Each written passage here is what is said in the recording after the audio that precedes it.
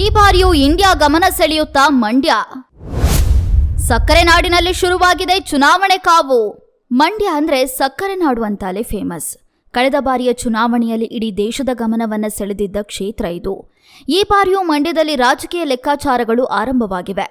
ಕಳೆದ ವಿಧಾನಸಭೆ ಚುನಾವಣೆಯಲ್ಲಿ ಜೆಡಿಎಸ್ ಭದ್ರಕೋಟೆ ಎಂದೇ ಖ್ಯಾತಿ ಪಡೆದಿದ್ದ ಮಂಡ್ಯ ಜಿಲ್ಲೆಯಲ್ಲಿ ಕಾಂಗ್ರೆಸ್ ಮೇಲುಗೈ ಸಾಧಿಸಿತು. ಲೋಕಸಭಾ ಚುನಾವಣೆಯಲ್ಲೂ ಕೂಡ ಕಾಂಗ್ರೆಸ್ ಪಕ್ಷ ಗೆಲುವು ಸಾಧಿಸಲು ಸೂಕ್ತ ಅಭ್ಯರ್ಥಿಯನ್ನ ಆಯ್ಕೆ ಮಾಡಲು ಪ್ರಯತ್ನ ನಡೆಸಲಾಗ್ತಾ ಇದೆ. ಈ ಬಾರಿ ಮಂಡ್ಯ ಜಿಲ್ಲೆಯಲ್ಲಿ ಸಚಿವ ಚಲುವರಾಯಸ್ವಾಮಿ ನೇತೃತ್ವದಲ್ಲಿ ಚುನಾವಣೆ ಎದುರಿಸಲು ಸರ್ವಸನ್ನದ್ಧವಾಗಿದೆ. ಈಗಾಗಲೇ ಕ್ಷೇತ್ರದಲ್ಲಿ ಟಿಕೆಟ್ ಯಾರಿಗೆ ಅನ್ನೋ ಚರ್ಚೆಗಳು ಆರಂಭವಾಗಿವೆ. ಬಿಜೆಪಿ ಮತ್ತು ಜೆಡಿಎಸ್ ನಡುವೆ ಮೈತ್ರಿ ಏರ್ಪಟ್ರೆ ಸುಮಲತಾ ಅವರ ಕಥೆ ಏನು? ಸ್ವತಂತ್ರವಾಗಿ ಸ್ಪರ್ಧೆ ಮಾಡ್ತಾರಾ? ಇಲ್ಲಿಂದ ಮಾಜಿ ಸಿಎಂ ಎಚ್.ಡಿ. ಕುಮಾರಸ್ವಾಮಿ ಸ್ಪರ್ಧೆ ಮಾಡ್ತಾರಾ? ನಿಖಿಲ್ ಕುಮಾರಸ್ವಾಮಿ ಏನಾದರೂ ಸ್ಪರ್ಧೆ ಮಾಡ್ತಾರಾ ಅನ್ನೋದನ್ನ ವಿವರವಾಗಿ ಹೇಳ್ತೀವಿ. ವಿಡಿಯೋವನ್ನ ಕೊನೆ ತನಕ ನೋಡಿ. ಕ್ಷೇತ್ರ ಹಂಚಿಕೆ ಕುರಿತು ಶುರುವಾಗಿದೆ ಚರ್ಚೆ. ಸಂಸದೆ ಸುಮಲತಾ ಅಂಬರೀಶ್ ಕತೆ ಏನು? ಬಿಜೆಪಿ ಹಾಗೂ ಜೆಡಿಎಸ್ ಕ್ಷೇತ್ರ ಹಂಚಿಕೆ ವಿಚಾರದಲ್ಲಿ ಮಾತುಕತೆ ನಡೀತಾ ಇದೆ. ಬಿಜೆಪಿ ಬೆಂಬಲಿತ ಸಂಸದೆ ಸುಮಲತಾ ಅಂಬರೀಶ್ ನರೇಂದ್ರ ಮೋದಿ ಅವರನ್ನ ಭೇಟಿ ಮಾಡಿ ಕುತೂಹಲ ಮೂಡುವಂತೆ ಮಾಡಿದ್ದಾರೆ. ಮಾಜಿ ಸಚಿವ ನಾರಾಯಣಗೌಡ ಕೂಡ ಸುಮಲತಾ ಅವರಿಗೆ ಟಿಕೆಟ್ ನೀಡಿದ್ರೆ ಮಾತ್ರ ಬಿಜೆಪಿಯಲ್ಲಿ ಇರೋದಾಗಿ ಬಹಿರಂಗವಾಗಿ ಆಕ್ರೋಶ ಹೊರಹಾಕಿದ್ದಾರೆ. ಈ ಎಲ್ಲದರ ನಡುವೆ ಮಂಡ್ಯ ಕ್ಷೇತ್ರವನ್ನ ಮತ್ತೆ ತಮ್ಮ ವಶಕ್ಕೆ ಪಡೆಯಲು ಮಾಜಿ ಮುಖ್ಯಮಂತ್ರಿ ಕುಮಾರಸ್ವಾಮಿ ಪ್ರಯತ್ನ ಮಾಡ್ತಿದ್ದಾರೆ. ಇದನ್ನೇ ಅಸ್ತ್ರವಾಗಿ ಬಳಸಿಕೊಂಡಿರುವ ಕಾಂಗ್ರೆಸ್ ಅಭ್ಯರ್ಥಿಯ ಹುಡುಕಾಟದಲ್ಲಿ ಫುಲ್ ಬ್ಯುಸಿಯಾಗಿದೆ. ಆದ್ರೆ ಸಮರ್ಥ ಅಭ್ಯರ್ಥಿ ಯಾರು ಅನ್ನೋದು ಇನ್ನೂ ಪಕ್ಕಾ ಆಗಿಲ್ಲ. ರಾಜ್ಯದ ಹಲವು ಕ್ಷೇತ್ರಗಳಲ್ಲಿ ಕಾಂಗ್ರೆಸ್ಗೆ ಇರುವ ಸಮಸ್ಯೆಯೇ ಇಲ್ಲೂ ಇದೆ. ಕಾಂಗ್ರೆಸ್ನಿಂದ ವೆಂಕಟರಮಣೇಗೌಡ ಹೆಸರು ಕೇಳಿ ಬರ್ತಾ ಇದ್ದು, ಇಲ್ಲಿ ಸಚಿವರನ್ನೇ ಕಾಂಗ್ರೆಸ್ ಕಣಕ್ಕೆ ಇಳಿಸುತ್ತಾ ಅನ್ನೋದು ಕುತೂಹಲ ಮೂಡುವಂತೆ ಮಾಡಿದೆ. ಒಂದು ಎಚ್.ಡಿ. ಕುಮಾರಸ್ವಾಮಿ ಅವರು ಅಖಾಡ ಪ್ರವೇಶ ಮಾಡಿದ್ರೆ ಸುಮಲತಾ ಅಂಬರೀಶ್ ಅವರು ಕಾಂಗ್ರೆಸ್ನಿಂದ ಸ್ಪರ್ಧೆ ಮಾಡುವ ಸಾಧ್ಯತೆಗಳನ್ನ ಅಲ್ಲಗಳೆಯುವಂತೆ ಇಲ್ಲ.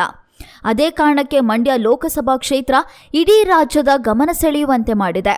ಸದ್ಯ ಮಂಡ್ಯ ಜಿಲ್ಲೆಯಲ್ಲಿ ಜೆಡಿಎಸ್ ಬಿಜೆಪಿ ಮೈತ್ರಿಕೂಟದ ನಾಯಕರು ಕ್ಷೇತ್ರ ಹಂಚಿಕೆ ವಿಚಾರದಲ್ಲಿ ಗುದ್ದಾಟ ನಡೆಸ್ತಾ ಇದ್ರೆ, ಇತ್ತ ಕಾಂಗ್ರೆಸ್ ತನ್ನ ಅಭ್ಯರ್ಥಿ ಆಯ್ಕೆಯಲ್ಲಿ ಬ್ಯುಸಿಯಾಗಿದೆ. ಸಂಸದೆ ಸುಮಲತಾ ಅವರ ಸಾಧನೆ ಏನು? ಈ ಬಾರಿ ಮಣೆ ಹಾಕುತ್ತಾರಾ ಮಂಡ್ಯ ಮತದಾರರು? ರಾಜ್ಯದ ಏಕೈಕ ಪಕ್ಷೇತರ ಸಂಸದೆ ಅಂದ್ರೆ ಅದು ಸುಮಲತಾ ಅಂಬರೀಶ್. ಇಡೀ ರಾಷ್ಟ್ರ ಮಟ್ಟದಲ್ಲಿ ಗಮನ ಸೆಳೆದಿದ್ದ ಕ್ಷೇತ್ರ ಮಂಡ್ಯ.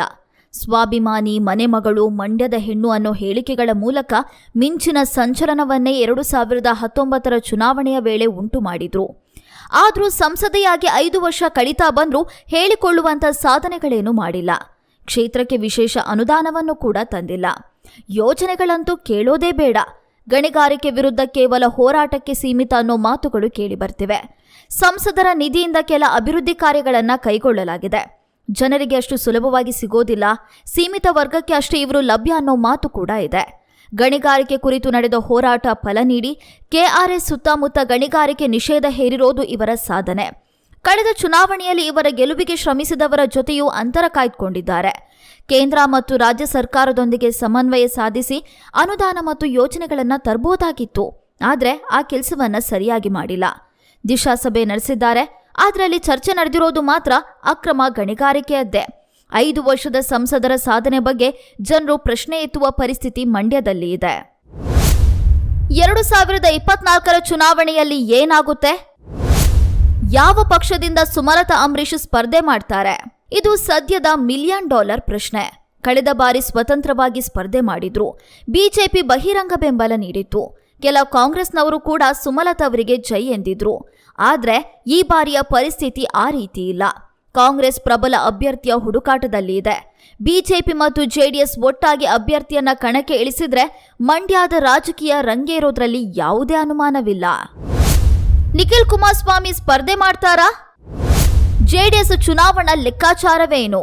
ಮಂಡ್ಯ ಲೋಕಸಭಾ ಕ್ಷೇತ್ರದ ಟಿಕೆಟ್ ಆಕಾಂಕ್ಷಿ ನಾನಲ್ಲ, ಚುನಾವಣೆಯಲ್ಲಿ ಸ್ಪರ್ಧಿಸುವುದಿಲ್ಲ ಎಂದು ಹಿಂದೆ ನೀಡಿದ ಹೇಳಿಕೆಗೆ ಬದ್ಧ ಎಂದು ಜೆಡಿಎಸ್ ರಾಜ್ಯ ಯುವ ಘಟಕದ ಅಧ್ಯಕ್ಷ ನಿಖಿಲ್ ಕುಮಾರಸ್ವಾಮಿ ಹೇಳಿದ್ದಾರೆ. 2019 ಲೋಕಸಭೆ ಚುನಾವಣೆಯಲ್ಲಿ ನಾನು ಮಂಡ್ಯ ಕ್ಷೇತ್ರದಲ್ಲಿ ಸ್ಪರ್ಧಿಸಿ ಸೋತಿದ್ದೆ. ಈಗ ಮಂಡ್ಯದ ಮುಖಂಡರು ಮತ್ತು ಕಾರ್ಯಕರ್ತರು ಸ್ಪರ್ಧೆಗೆ ಒತ್ತಾಯ ಮಾಡಿದ್ದಾರೆ. ಆದರೆ ನಿಲುವಿನಲ್ಲಿ ಬದಲಾವಣೆ ಇಲ್ಲ ಅನ್ನೋದನ್ನ ನಿಖಿಲ್ ಕುಮಾರಸ್ವಾಮಿ ಸ್ಪಷ್ಟಪಡಿಸಿದ್ದಾರೆ. ಒಟ್ಟಾರೆ ಮಂಡ್ಯ ರಾಜಕೀಯದ ಚುನಾವಣೆ ಕಾವು ಇದೀಗ ಆರಂಭವಾಗ್ತಾ ಇದ್ದು, ಇಲ್ಲಿನ ಕದನ ಕುತೂಹಲ ಕೆರಳುವಂತೆ ಮಾಡಿರೋದು ಸುಳ್ಳಲ್ಲ. News room Kannada medium 24/7.